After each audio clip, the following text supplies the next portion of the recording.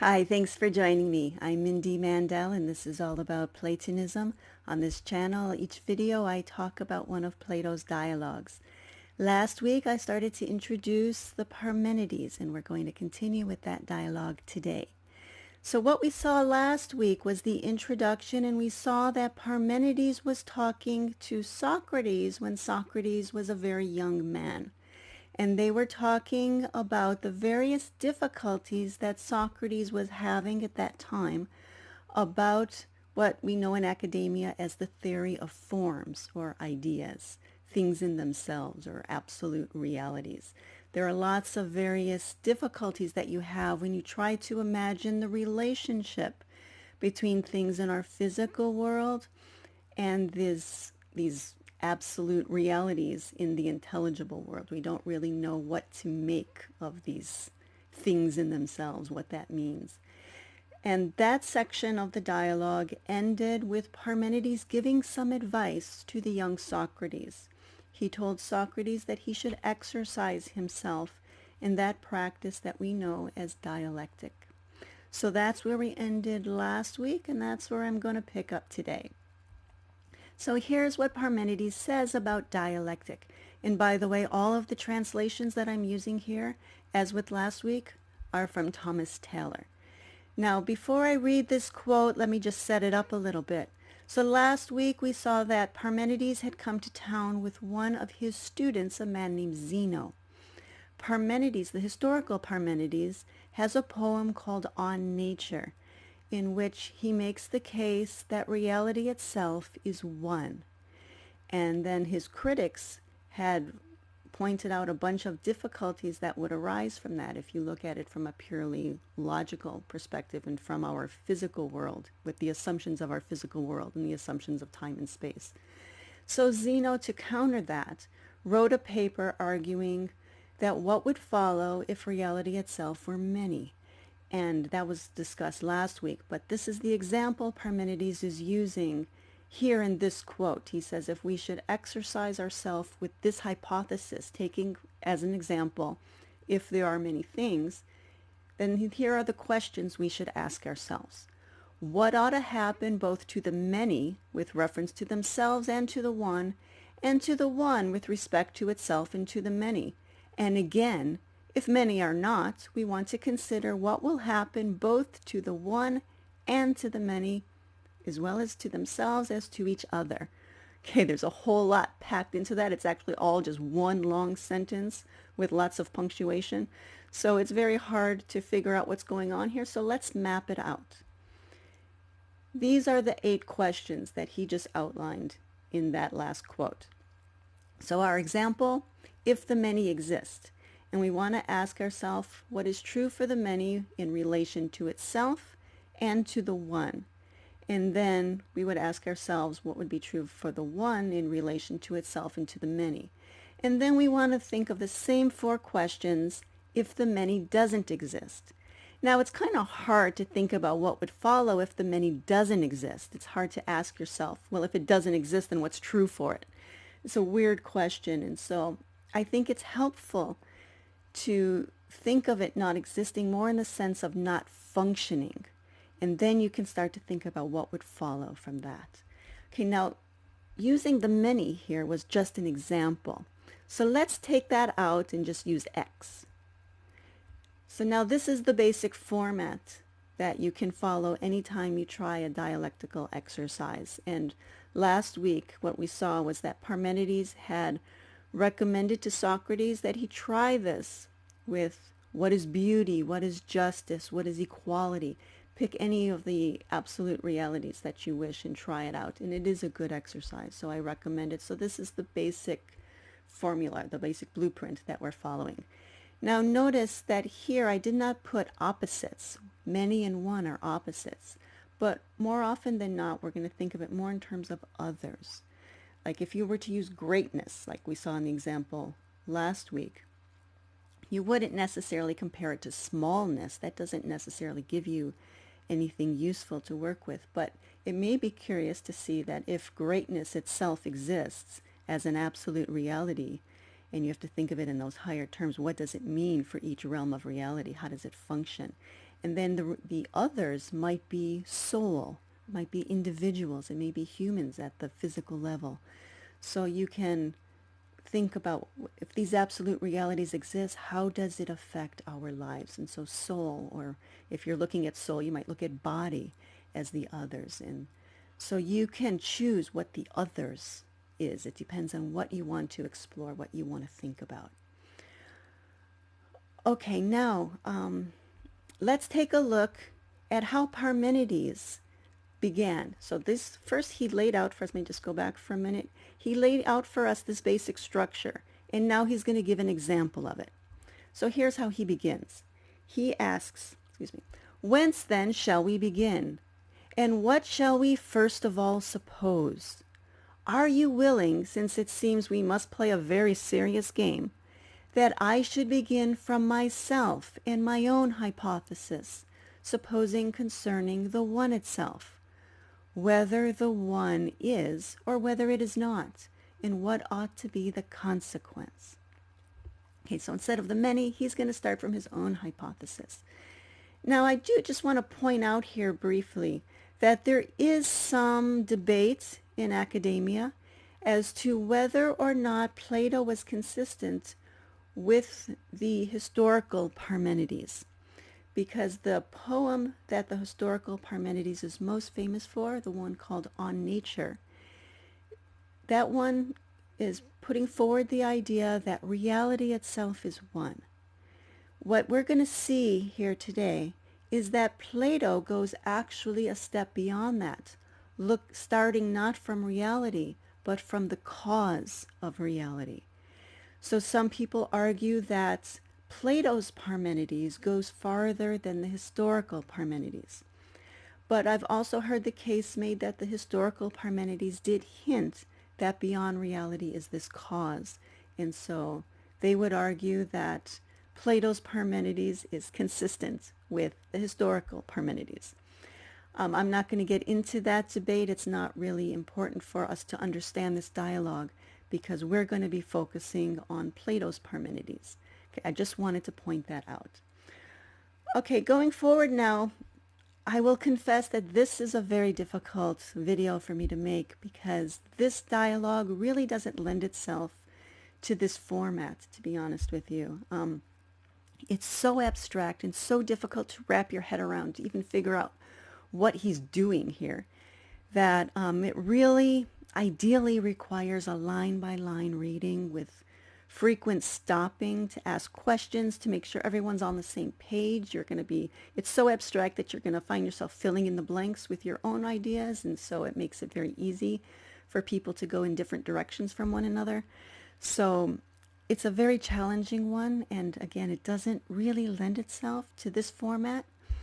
What I've decided to do then is to focus on the structure of the arguments, because if you don't even see the structure, you don't see where he's going with it, it just makes it really hard to make any sense of it at all. But once you see that structure, it becomes a lot more manageable. Okay, what we're going to find is that the argument can be broken down into 9 hypotheses. Now, you may recall that we just saw the format, the basic blueprint we're using was 8 questions. So you've got 8 questions, 9 hypotheses. How do they fit together? Well, they actually do fit, and we'll get to that very soon. But first, what I want to do is just to introduce the first line of each of the 9 hypotheses. So I'm going to give you the first sentence so you can see that he is going back and starting over to some degree. Not completely from the beginning, really, but he's picking up the argument again and from a different perspective. And I'm going to give you the Stephanus numbers as well. I'm using Thomas Taylor here, but you may have a different translation, so of course the wording would be a little bit different. But if you have the Stephanus numbers, you can match it up in your own translation. Okay, so he starts his first hypothesis with, let us then begin. If one is it not true that the one will not be many? And then we see that at 142b, he's going to go back and say, are you therefore willing that we should return again to the hypothesis from the beginning and see whether or not by this means anything shall appear to us different from what it did before? And then the third hypothesis, he says, in the third place, let us consider if the one subsists in the manner we've already asserted. Is it not necessary, since it is both one and many, and again neither one nor many, in participating of time, that because it is one, it should participate of essence, but because it is not, it should not at any time participate of essence? Okay, so some new ideas are introduced there. I will speak on that a little bit later in the video, but for now I want to just give you the first line of each of the hypotheses. So going on to the fourth, should we not consider what other things ought to suffer if the one is? So you may remember that outline. We're going to go back to it in a moment, but you may recall that we're going to look both at if the one is, and then what does it say about other things to themselves and to the one? And so we're getting into that here. Shall we not, therefore, pass by these things as evident, and again consider, if the one is, whether things different from the one, i.e. the others, will subsist not in this manner, or whether in this manner alone? And then the sixth hypothesis starts with this line. Should we not after this consider what ought to happen if the one is not? So again, you're seeing that structure. After we look at all the things that would follow if the one is, we have to ask the same questions if the one is not. And then the seventh hypothesis, let us again return to the beginning and see whether these things will appear to us in our subsequent discussion as they do now, or otherwise. And then the eighth hypothesis, let us again declare, if the one is not, what the other things ought to suffer. And finally the ninth, once more, last time, returning again to the beginning, let us relate what ought to happen if things different from, what ought to happen to things different from the one, if the one is not. Okay, so this again was the structure that we were looking at before. Now there are 9 hypotheses, 8 questions to consider. Excuse me a moment. So the reason this works is because what we're going to find is that the first hypothesis actually ends in a complete negation of everything. By the end of that hypothesis, he even denies of it existence. He says if the one exists, all these other things follow, all of them are negated. If the one exists, it doesn't exist. So you end up with this quandary, what do you do with that? And that's where they go into the second. And so we can see here that we can look at hypotheses 2 through 9, put them in the structure. Now you can go back and take a look at how they match up more perfectly. I will give you some examples here. For example, like here, by the time we get to the fourth hypothesis, we're looking at what is true for others in relation to itself. And that one started, should we not consider what other things ought to suffer if the one is? And then we see that the not here would start from 6. And that one reads, should we not after this consider what ought to happen if the one is not? And then by the time we get to 8, we're looking at if the one does not exist, what would be true for the others in relation to themselves? And that one you're going to find is like materialism. That's the world where there's only this physical world of the manyness. And that one reads, let us again declare, if the one is not, what the other things ought to suffer. And so you can see that structure. I didn't go through every one of them, but you get the feel for it. Okay, now this gives us a lot to work with, and if you have the structure, you can do quite a bit with it. However, it still doesn't tell us why we had that whole introduction about the theory of forms and all the difficulties of participation. And we know that Plato doesn't just throw things in together haphazardly. There's a structure to the whole dialogue. The introduction and the body have to connect. And so we can also see this dialectic as a response to the question of participation. And we can do this by seeing this discussion of the one as having a parallel to the things in themselves. Now remember that first hypothesis looked at the one as utterly transcendent, as the first cause of all. It doesn't exist. It's the cause of existence. And as the cause of existence, it is beyond existence. So you can't say it exists as the cause of existence, yet being the cause, it's not nothing. You can't say it doesn't exist. And so you're left in this quandary. And then when you get to the second hypothesis, this is the one that is. This is reality itself, the intelligible realm. And the one that is then would be like the peak of the intelligible realm. And the ideas then, sorry, I need to pause for a moment. Sorry, I had to pause there for a minute. My family just got home, and I hope that the noise from the rest of the house is not picking up.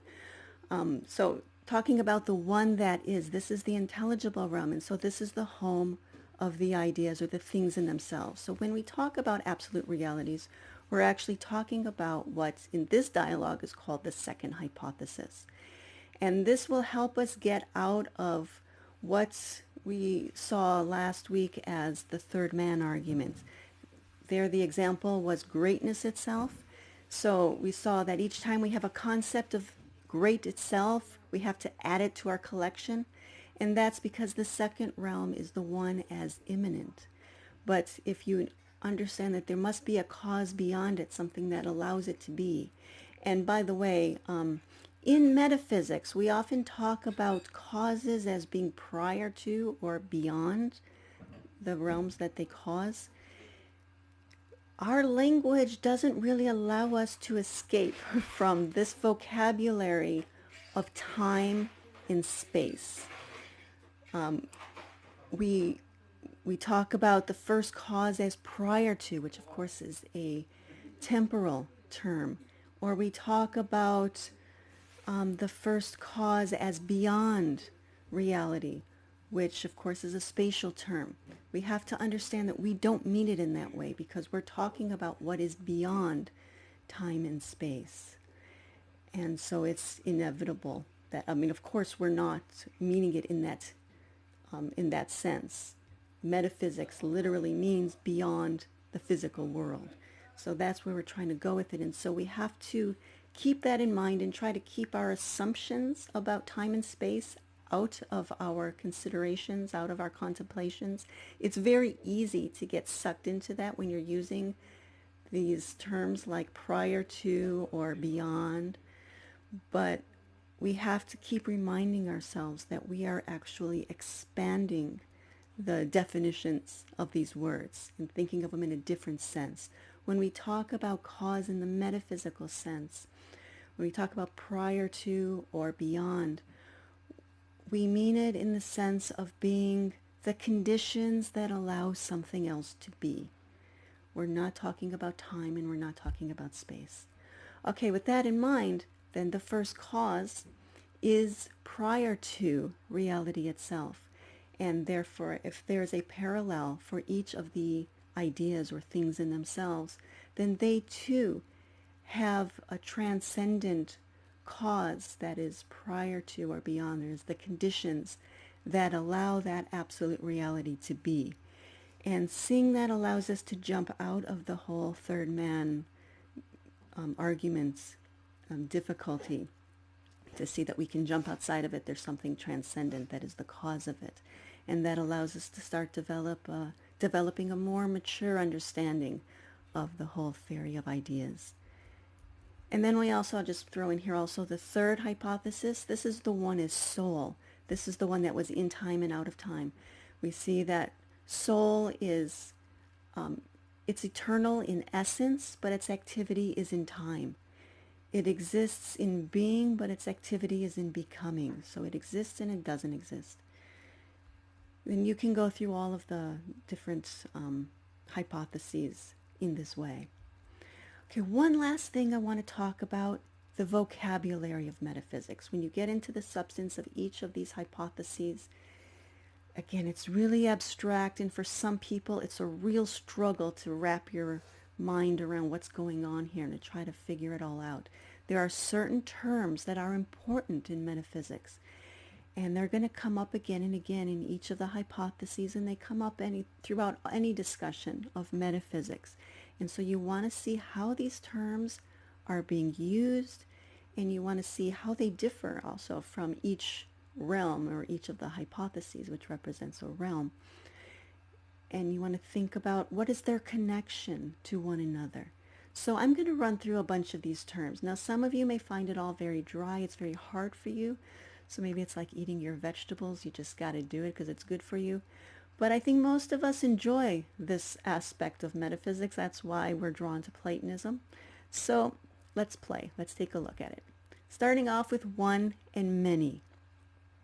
So that's the obvious first pair, since we're looking at what follows if one exists. And so you compare it to the many. Now, once you introduce the idea of many, then you can introduce the idea of whole and part. You can't talk about parts if you only have one. You need many. And so this follows from one and many. Once you have whole and part, then he can go into a subsection of that, if you will, with beginning, middle, and end. And you have to see how he's using it. You can use it in sense of time. You can use it in sense of space. How do you use it beyond time and space? So that's another thing to think about.